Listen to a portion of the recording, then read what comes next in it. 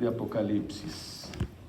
Yo espero ustedes hayan disfrutado en esta mañana de la adoración, de la alabanza, porque es una preparación para estar listos para recibir el mensaje de la palabra de Dios. Abran sus Biblias en el capítulo 18 del libro de Apocalipsis. Vamos a leer solamente un versículo porque quiero retomar la enseñanza que dejamos pendiente en la última ocasión que estuvimos hablando de Apocalipsis 18. Dice el versículo 4: y otra voz del cielo, oí otra voz del cielo que decía: salid de ella, pueblo mío, para que no seáis participantes de sus pecados y que no vayan ustedes a recibir de sus plagas. Tomen sus lugares y toda su atención a la palabra de Dios. Nadie se distraiga en otra cosa. Vamos a concentrarnos para oír la palabra de Dios en esta noche, en esta tarde preciosa, en esta mañana. Estamos hablando de la Babilonia literal, la Babilonia comercial, que de acuerdo a las profecías bíblicas se va a convertir en el centro mundial del comercio. Y hemos estado hablando de las razones por las que será destruida, las razones por las que Dios va a juzgarla. Babilonia es la ciudad más rica de todos los tiempos. Esto está claramente, no solamente establecido en la Biblia, sino también históricamente. Desde el tiempo de Nimrod hasta Alejandro Magno ha sido una de las ciudades más ricas y más poderosas del mundo. Y la invitación es que nosotros tenemos que salir de en medio de ella. Es una orden que Dios le da a sus hijos, a sus redimidos, pueblo mío.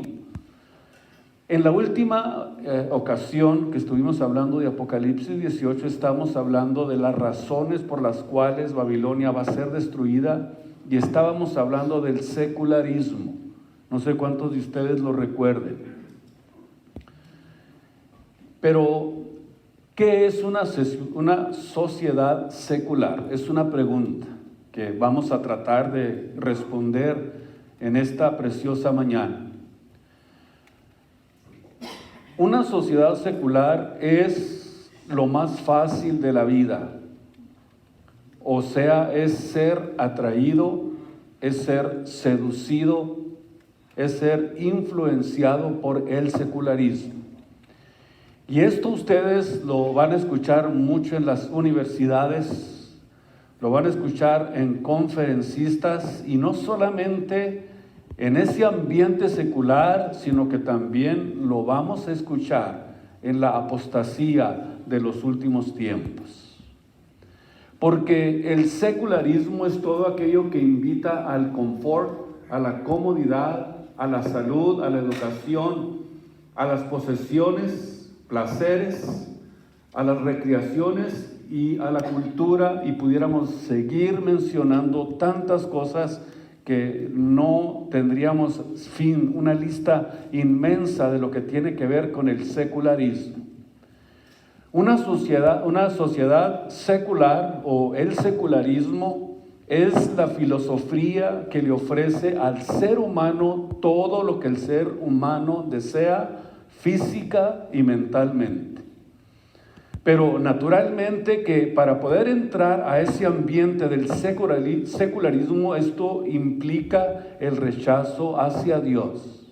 Aquí es donde está precisamente el peligro de lo que estamos tratando de comprender en esta mañana. ¿Dónde nació el secularismo? En Satanás. En el libro de Mateo capítulo 4 ustedes van a encontrar precisamente esta ideología de nuestro adversario, en el libro de Mateo capítulo 4, versículo 8 y versículo 9. Escuchen ustedes la propuesta de Satanás hablando precisamente acerca de lo que es el secularismo.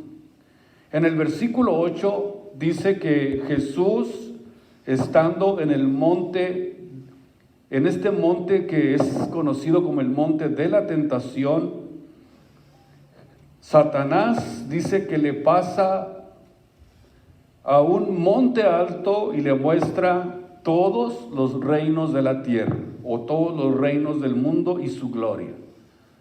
Todos los gobiernos, toda la gloria de los gobiernos, de acuerdo a lo que entendemos en la Biblia, se los ofreció a Jesús y le dice en el versículo 9, todo esto te daré si postrado me adorares.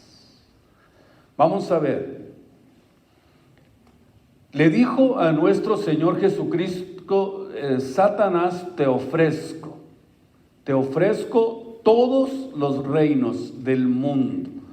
O sea, vamos a decirlo y a tratar de comprenderlo de una manera más sencilla.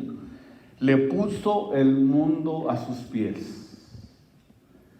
Todos los placeres, toda la comodidad, todo el confort, o sea, todo lo que existe en el mundo se lo puso a sus pies, con la única condición, bueno, lo digo sarcásticamente, de que te hinques y que me adores. Casi nada, ¿verdad? Pero para que lo puedas obtener, híncate, póstrate, adórame. Y cuando nosotros vamos a la Biblia, encontramos que es precisamente la intención de nuestro adversario.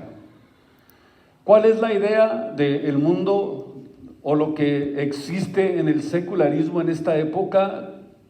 A ti te gustaría tener el mundo a tus pies, ser reconocido por donde vayas. O es la superestrella, o la que llama la atención de todo el mundo. Porque, escuchen ustedes, esto es muy importante entenderlo, porque de acuerdo a nuestra forma de vida y al estilo de vida que vivamos, verdaderamente se va a reflejar si amamos a Dios o no le amamos. Por ejemplo, en Hebreos 11, 24 al 26, Moisés tuvo que tomar esta misma decisión que tomó Jesucristo en el monte de la tentación. De acuerdo a Hebreos 11, 24, a Moisés también se le puso delante de él todo este tipo de placeres. Tuvo que tomar esta misma decisión y de acuerdo a la Biblia, en el versículo 24, que él rehusó ser hijo de la hija de Faraón.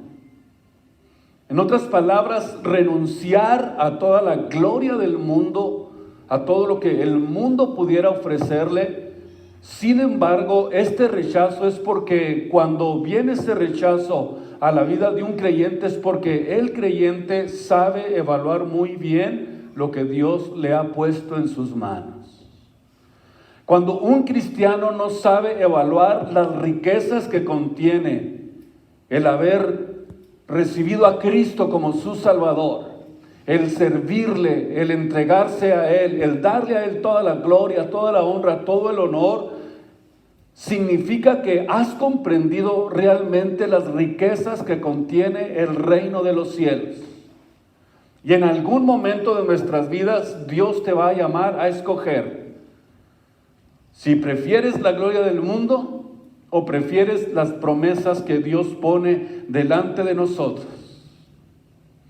Sin embargo, de acuerdo a la Biblia, dice que escogió ser afligido con el pueblo de Dios, versículo 25, que gozar, escuchen ustedes, de las comodidades, aquí es donde está asentado lo que es el secularismo, de las comodidades temporales de pecado. Versículo 26, teniendo por mayores riquezas el vituperio de Cristo que los tesoros o la riqueza y el poder y la fama que pudiera darle en Egipto. Significa entonces que este rechazo es a todo aquello que el mundo te puede ofrecer, lo que le ofreció a Jesús Satanás, lo que se puso delante de Moisés, pero sin embargo, a pesar de que todo aquello lo que el mundo le ofrecía, vio una nación, vio a su pueblo que estaba sufriendo y que tenía que tomar una decisión. Tener el confort, tener la riqueza, la cultura, la comodidad, el reconocimiento, pero sin embargo, cuando se hace una evaluación realmente de lo que nosotros estamos buscando, lo que estamos persiguiendo, entonces siempre nosotros vamos a tener por mayores riquezas el hecho de que en la cruz del Calvario se haya derramado sangre preciosa que nos da las riquezas espirituales que son mayores que lo que pudiera ofrecernos este mundo. Dice la Biblia que tuvo por mayores riquezas el vituperio de Cristo que los tesoros egipcios, porque tenía el concepto de la eternidad bien impregnado, bien marcado profundamente en su alma y en su espíritu. Es algo a lo que todo cristiano tiene que crecer y madurar para que aprenda, para que pueda salir hasta el final y caminar por fe. Se necesita tener impregnada en nuestra vida, en nuestra sangre, en nuestro espíritu, la eternidad de lo que realmente estamos esperando. Porque el tiempo sobre la tierra se termina, es temporal, aunque pudieras adquirir todas las riquezas del mundo, eso no te va a dar la satisfacción y la salvación que nuestra alma necesita para poder salir de esta tierra y estar presentes a nuestro Señor y Salvador Jesús el Cristo. Sabía muy bien Moisés que todo lo que el mundo ofrece es temporal, porque entendía que lo que Dios ofrece es eterno, no es temporal. Tú nunca vas a poder dejar todo lo temporal y todo lo que el mundo te ofrece si no tienes lo eterno en tu vida. ¿Me escucharon? No vas a poder dejar lo que el mundo ofrece, o sea, todo lo temporal, si no has recibido lo eterno, si no has recibido lo verdadero, si no está bien impregnado en tu vida, en tu mente, en tu corazón y en tus convicciones, lo que es realmente la eternidad. Pero cuando entendemos que las aflicciones del mundo presente no se pueden comparar con la gloria venidera que va a ser manifestada en cada uno de nosotros, entonces es cuando nosotros escogemos sufrir por Cristo y cargar la cruz que Él dijo: tomen cada día su cruz y síganme. Escogemos mejor seguir a Jesús, aunque tengamos que sufrir, aunque seamos rechazados, aunque al haber estado delante de ti toda la riqueza, todo el poder, todo lo que el mundo te ofrecía, y escoges un desierto como lo escogió Moisés, eso significa que has entendido el mensaje de la Biblia, de la palabra de Dios, que es más precioso, más real lo que Dios ofrece que lo que podamos nosotros alcanzar aquí en esta tierra. Aquí todo es temporal. ¿Cuántos mensajes se necesitarían escuchar para que entendamos que el mundo no es nuestro hogar permanente? Aquí no es nuestro lugar. Nosotros tenemos que entender que Dios nos ha ofrecido algo mejor. Por eso es que Él vino a esta tierra para ofrecernos algo mucho, mucho mejor, que no se puede comparar. Es incomparable. Jesús dijo: he aquí yo vengo pronto y mi galardón conmigo para recompensar a cada uno según fuere su obra. Al que venciere. Vemos que esta sociedad secular rechaza a Dios. El mundo se dirige a un punto donde los seres humanos van a entronizar el ego al grado de que el ser humano va a perder hasta la sensibilidad. El ser humano se está convirtiendo cada vez más y más en un ser muy insensible. Y va a llegar este estilo de entronamiento, entronizar el ego del hombre, que pues yo digo que a un hombre o a una mujer sí le gusta que lo exalte.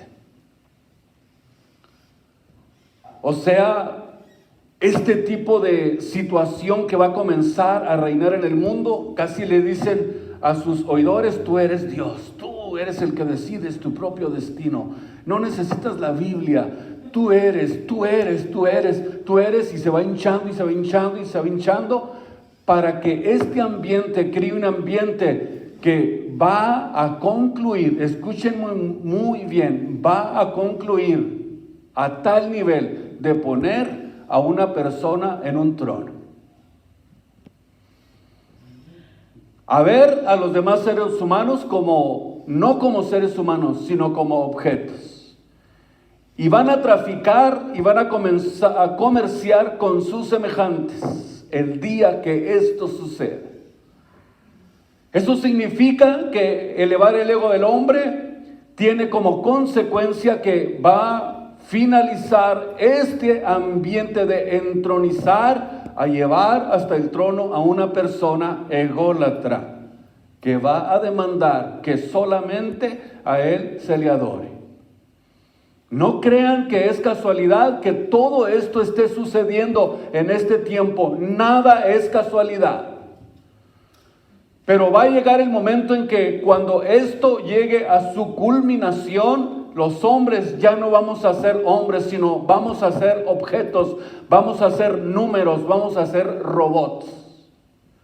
Y de acuerdo a la Biblia, se va a traficar, a comercializar con sus semejantes, hombres que ven a su mujer solamente como un objeto, porque se pierde el afecto natural. Dice la Biblia que los padres se entregarán a los hijos. Jesús lo expresó de esta manera en Lucas capítulo 12, versículo 15. Escuchen ustedes la forma en que Jesús lo expresó cuando llegue este tiempo donde se pierde completamente el afecto natural. Lucas 12, 15. Y díjoles: guardaos de la avaricia. ¿Dónde comienza todo? En la avaricia. Acuérdense, estamos hablando de una Babilonia literal, de una Babilonia comercial que está llena de avaricia. Avaricia por las riquezas, avaricia por los bienes. Porque la vida del hombre no consiste en la abundancia de los bienes que posee. Y refirióles una parábola diciendo: la heredad de un hombre rico había llevado mucho, y él pensaba dentro de sí: ¿qué haré? Porque ya no tengo más graneros para juntar mis frutos. Y dijo: esto haré, derribaré los alfolíes, edificaré unos más grandes, mayores, y allí juntaré todos mis frutos y mis bienes. Y diré: alma mía, le diré a mi alma: alma, muchos bienes tienes almacenados para muchos años. Repósate, come, bebe, huélgate. Y dijo Dios: necio, esta noche vienen a pedir tu alma, y todo lo que has juntado, todo lo que has proveído, ¿de quién será? Así es el que hace para sí tesoros y no tiene la riqueza espiritual de Dios en su vida y en su corazón. Ahora bien, escuchen ustedes las expresiones que Jesús da en esta parábola: mis frutos, mi alma, mis bienes. Aquí encontramos el sistema de egolatría, de autosuficiencia. Este es el ser humano precisamente de este tiempo. Más dinero, más posesiones, más influencia, más poder. A cuesta de lo que sea, me llevo entre las patas a quien se atraviese. Con tal de alcanzar las riquezas, con tal de tener influencia, poder, con tal de tener todo lo que yo deseo. ¿Por qué? Porque ese es el espíritu precisamente de la Babilonia, literal, de comercio.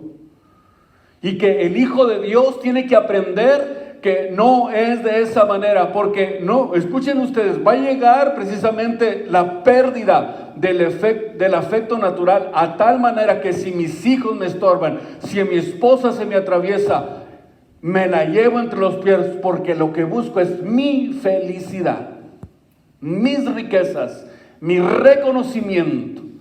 Lo que importa es solo el poder y el dinero. Y Jesús le dice: necio, necio, necio. Cristo no nos crió a nosotros para que nosotros no aprendiéramos a caminar con Él. Nos crió para que nosotros pudiéramos seguir sus pasos, el cual como hombre, de acuerdo a la Biblia, nunca buscó su propia voluntad, sino la voluntad del que me envió. En otras palabras, Jesús es el que marcó el camino para que nosotros aprendiéramos a vivir para Él como hombre. Jesús nos traza el camino de la felicidad, el camino donde encontramos realmente quiénes somos y cómo podemos ser felices. Escuchen ustedes, el ejemplo de Jesús es claro y es una clave especial para nosotros. Él nunca buscó su voluntad.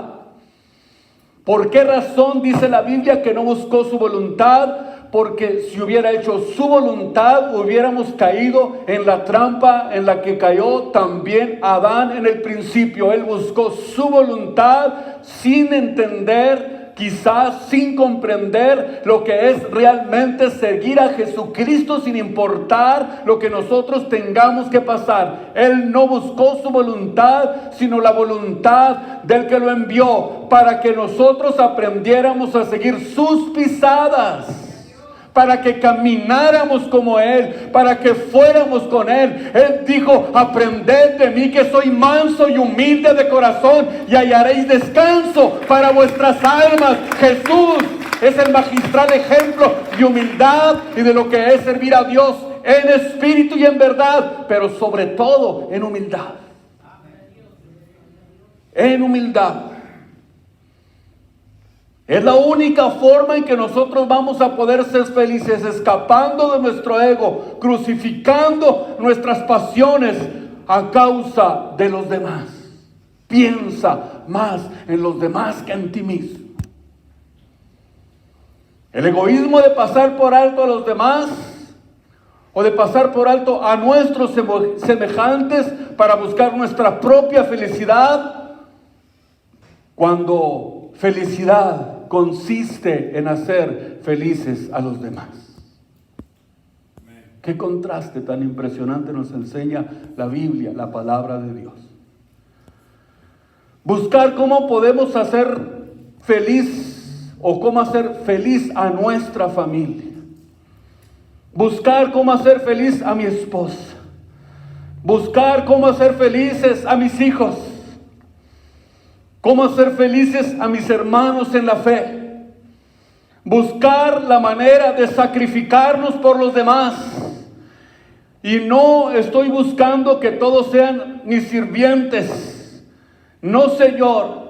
Imponerme sobre todos y ser prepotente, arbitrario, esto es precisamente anticristianismo. Al contrario, la humildad de Jesús tiene que reflejarse en aquel que es su siervo, el que le sirve, el que le exhibe, el que le alaba, el que le glorifica. Tiene que ser como Jesús. Esto es inevitable. Él dijo: por sus frutos los conoceréis. Eso significa que los frutos del Espíritu Santo demuestran quiénes somos. que somos mansos y humildes de corazón. En el capítulo 2 del libro de Filipenses, vamos a ver lo que el apóstol Pablo escribió. Por tanto, si hay alguna consolación en Cristo, si algún refrigerio de amor, si alguna comunión del Espíritu Santo, de entrañas de misericordia, o sea, de lo más profundo de nuestro corazón, tiene que renacer la humildad. Tiene que renacer quienes realmente somos, que servimos a Jesús, que amamos a Cristo. Tiene que haber ese fruto, que es el fruto donde nosotros podemos decir es real, es sincero, se mira en su actitud, en su estilo de vida, la forma que conduce sus pasiones, que prefiere sufrirlas con tal de que todos los demás sean felices. Versículo 2, cumplid mi gozo, que sintáis lo mismo, teniendo el mismo amor, unánime, sintiendo una misma cosa. No hagan nada por contienda o por vanagloria, antes bien en humildad, estimándonos inferiores los unos a los otros, no mirando lo tuyo propio, sino cada cual también de los otros. Haya pues este sentir que hubo en Cristo Jesús, el cual siendo en forma de Dios, no tuvo por usurpación ser igual a Dios, sino que se anonadó a sí mismo, hecho semejante a los hombres, y estando en esta condición como hombre, se humilló hasta la muerte, y muerte de cruz. Aquí encontramos a lo que es realmente el verdadero cristianismo, el cristianismo que vale, el cristianismo que está dispuesto a sacrificar lo suyo propio por los demás. Pero qué lejos estamos de entender este principio espiritual, porque somos egoístas. El egoísmo es tremendo. El apóstol Pablo comienza utilizando la palabra consolación en Cristo. También puede traducirse ánimo y se deriva, de la palabra griega que significa ponerse al lado de alguien para ayudar y aconsejar. Esto lo miramos en el versículo 1, donde utiliza la palabra consolación. Consolación. Si hay alguna consolación en Cristo, significa ponerte al lado de alguien para ayudar, para aconsejar o también para exhortar. La palabra vanagloria se refiere a la necedad de la presunción y el engreimiento. Y se refiere también a la búsqueda activa de la gloria personal. ¿Ya lo notaron? A la gloria personal, que es producto de la ambición egoísta. Eso es lo que significa vanagloria. Cuando también nos habla la Biblia precisamente de lo que es lo opuesto, hablando de Jesús, y se utiliza la palabra se anonadó a sí mismo. O sea, la traducción natural es se vació, se despojó, fue un acto voluntario. Fue un acto voluntario, se vació de su gloria. Imagínense ustedes, el creador del universo se vació de su gloria, dejó todo, absolutamente todo, se despojó en un acto voluntario de renuncia. Y esto no implica, naturalmente, que Él se quitara su divinidad o que la intercambiara. No, sino que su divinidad por la humanidad actuó como un verdadero siervo,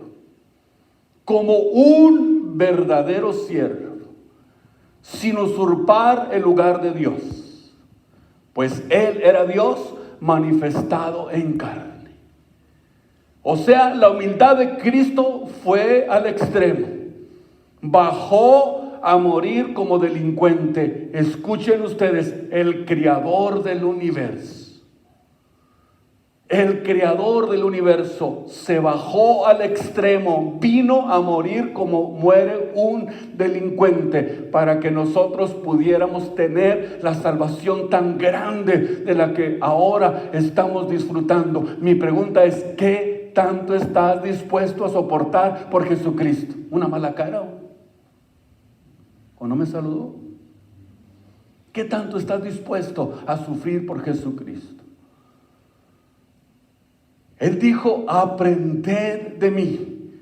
Ya notamos, ya vimos en Filipenses que sí, efectivamente, Él dejó su trono, dejó su gloria, dejó todo para venir a salvar lo que se había perdido. Cuando dice, aprended de mí, que soy manso y humilde de corazón, significa que cuando nosotros tenemos esta actitud, somos unas personas descansadas.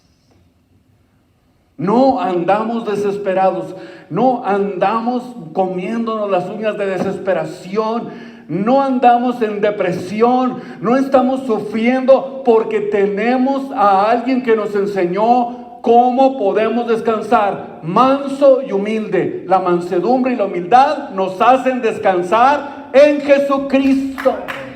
Qué impresionante lo que la Biblia nos está mostrando en esta mañana. Si no eres manso y humilde, vas a sufrir mucho.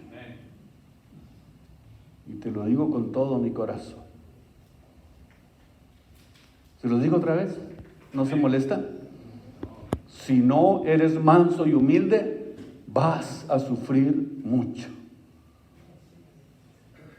No busques lo tuyo propio, sino lo que es de los demás. Esta influencia de comercialización quiere entrar también entre nosotros, sus hijos, para comercializar almas. Pero ya dijimos, el evangelio no es negocio. El evangelio es para que el mundo sea salvo. Y si predicas el evangelio sin esperar nada a cambio, Dios te va a bendecir. Porque ya ahorita la gente está ciscada, ya no quieren creer en el evangelio porque creen que todo el mundo se quiere enriquecer del evangelio.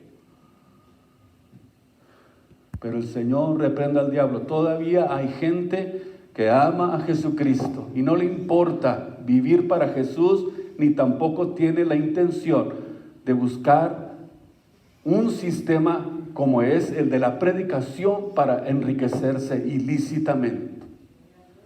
El evangelio no es un business, no es un negocio. El evangelio es poder de Dios para salvación a todo aquel que cree. Versículo 6, capítulo 18. Escuchen ustedes otra razón por la cual esta ciudad va a ser destruida. Es porque persiguió a los santos de Dios. Dice en el versículo 6, tornadle a dar como ella os ha dado, y pagadle al doble por sus obras. En el cáliz que ella os dio a beber, dadle a beber el doble, doblado. Escuchen, como ella os ha dado, o sea, a nosotros, a los santos, a la iglesia. El anticristo y su gobierno lanzarán una cruenta y despiadada persecución, cruel y abominable persecución, en contra, de acuerdo a el libro de Apocalipsis 18:7, en contra de los santos. Apocalipsis 13:7, perdón. Donde nos dice la Biblia, Apocalipsis 13:7, que le fue dado hacer guerra contra los santos y vencerlos. Millones de judíos mártires morirán en manos del anticristo. y de su gobierno.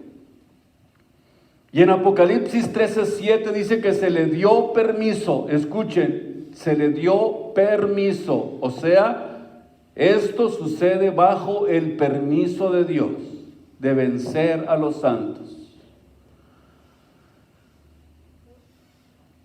Lo más que pudieran hacernos, si nos toca vivir ese tipo de persecución, es quitarnos la vida física.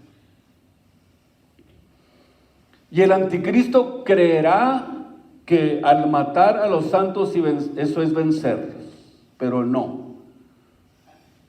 Es todo lo contrario. Si los mata, se van con Jesús, como lo hicieron en la antigüedad los emperadores romanos.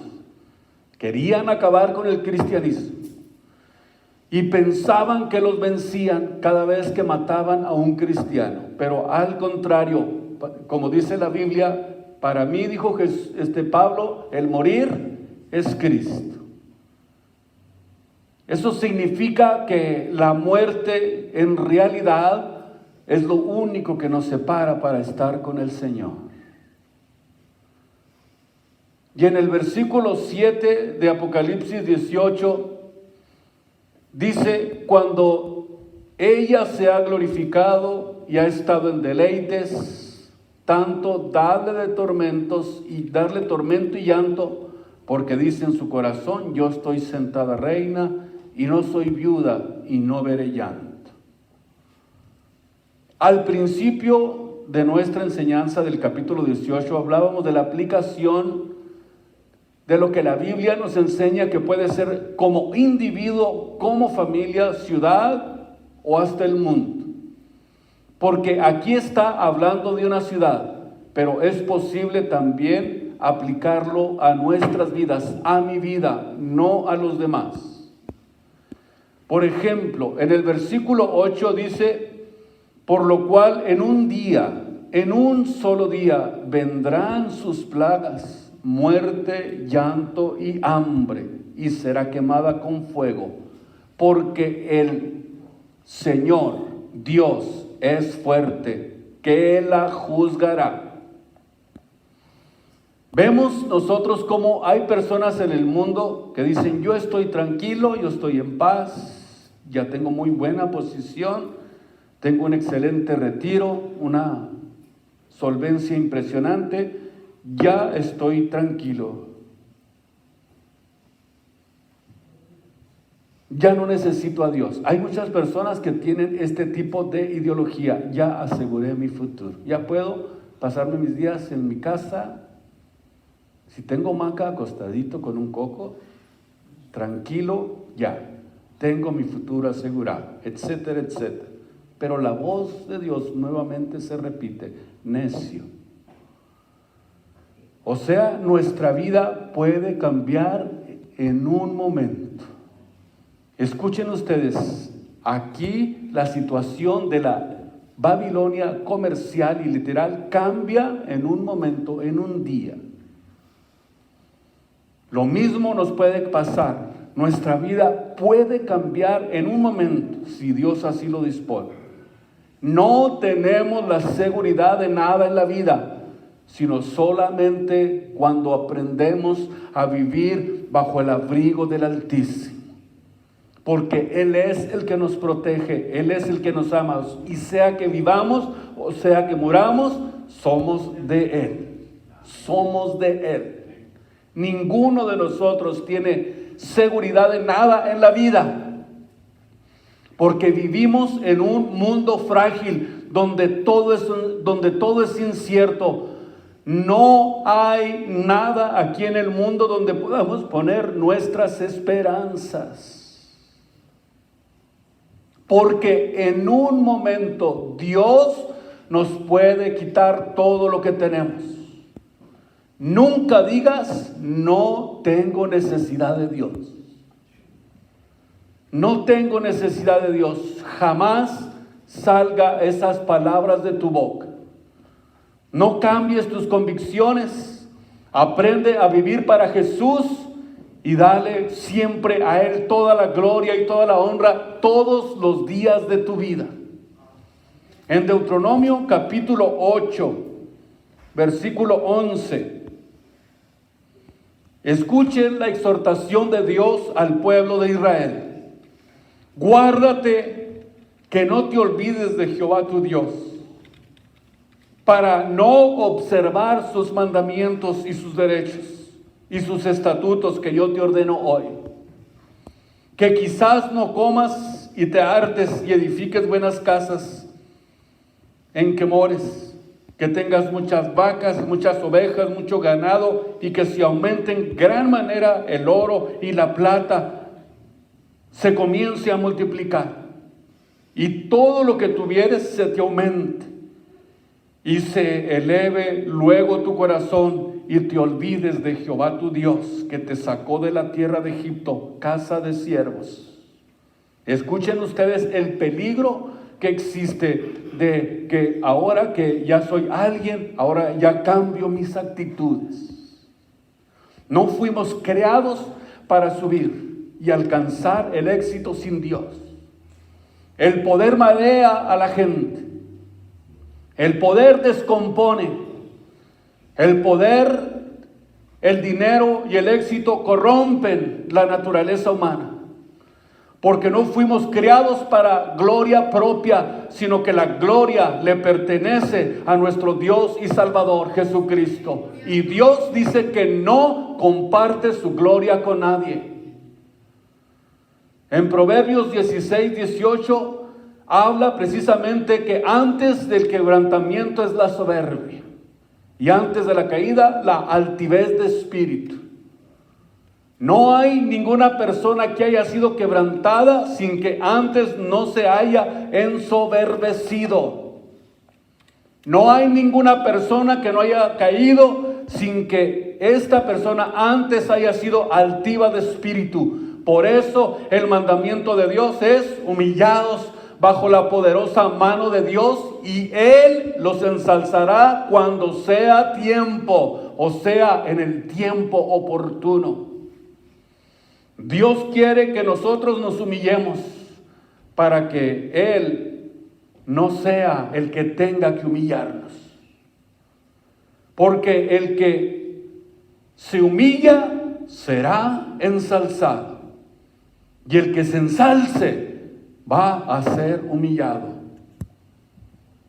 Y dice la Biblia que en un solo día vendrán las plagas sobre esta Babilonia comercial. En Apocalipsis 18, versículo 10, versículo 17, versículo 19, nos revela que será en una hora. En cada uno de estos versículos, en una hora, escuchen, en una hora cambia el panorama. En una hora tu vida puede cambiar.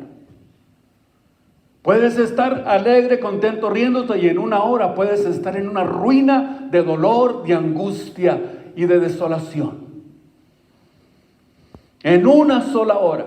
En Daniel 5:30 está registrado que la Babilonia antigua cayó en un solo día y fue entregada a los medo-persas. En un solo día, cuando Dios le dio la sentencia a Belsasar.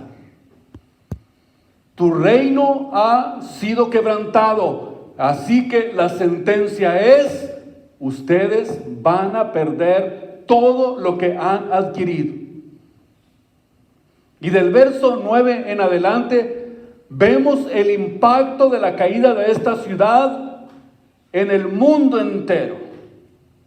¿Por qué en el mundo entero? Porque todos los businessmen del mundo comienzan a ver que sus negocios se fueron abajo.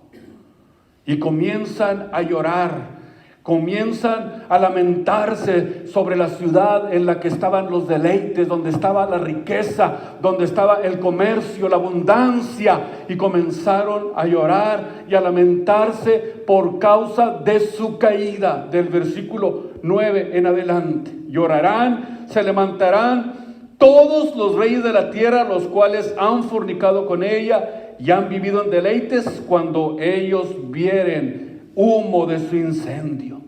Entonces, lejos por el temor de su tormento, diciendo: ¡ay, ay de Babilonia, aquella gran ciudad de Babilonia, aquella fuerte ciudad! Porque en una hora vino su juicio, y los mercaderes de la tierra lloran y se lamentan sobre ella, porque ninguno compra más de sus mercaderías. O sea, vemos la tremenda influencia que Babilonia va a tener ya muy pronto. Se puede ver la reacción de las naciones ante su destrucción. Las naciones, todos los gobiernos de la tierra, se lamentan sobre ella. Y aquí encontramos precisamente esta palabra que se repite 4 veces: mercaderes. Versículo 11, versículo 12, versículo 15 y versículo 23, donde habla de los mercaderes. Por eso, en este capítulo 18 encontramos la idea de que se va a levantar en el mundo una nueva casta de nobles que revela la Biblia que son los mercaderes de la tierra para establecer el poderío financiero y económico en esta tierra. La palabra mercaderes del griego es la palabra emporos y se refiere al mayorista o al comerciante mayorista de ultramar. En contraste con la palabra griega kapelos, que es el comerciante minorista. Y los que trabajan a nivel global, ya entendemos, estos comerciantes presentados aquí en Apocalipsis 18:23 como los magnates de la tierra, es la casta de solamente 10 hombres que tienen en control del mundo y todas las riquezas del mundo.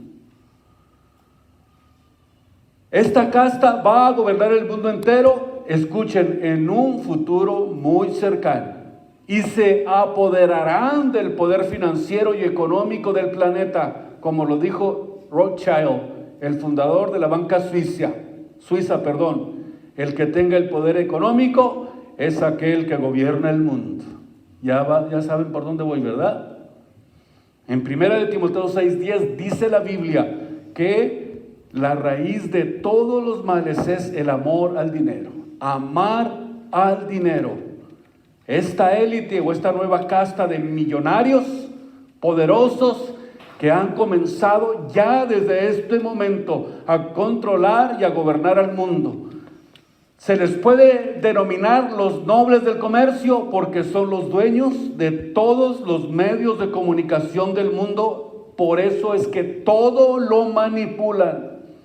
Y lo único que importa es las ganancias. Ganancias, ganancias, ganancias y control, creyendo que se van a burlar de la mano de Dios. Prepárate entonces para que cuando esto llegue puedas tú aprender a vivir para Jesús. Estas profecías son reales, son verdaderas. Tenemos que tomarlas en serio y creer en lo que la Biblia nos enseña. Viene precisamente un sistema de globalización preparado por estos magnates de Apocalipsis 18:23. Son solamente 10 hombres los que controlan el mundo. Démosle gracias a Dios en esta mañana. Ahí donde están, inclinen su rostro.